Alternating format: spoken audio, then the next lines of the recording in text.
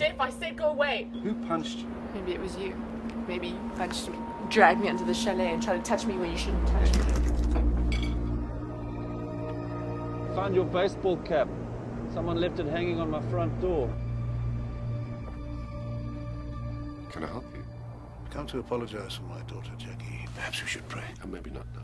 If you can't smoke in front of your father, you shouldn't be smoking in front of me. So I can only do things with you that I can do in front of my father. So you know John? I'm gonna ask Jackie to marry. I wish I had another life. What the fuck? What is wrong with you?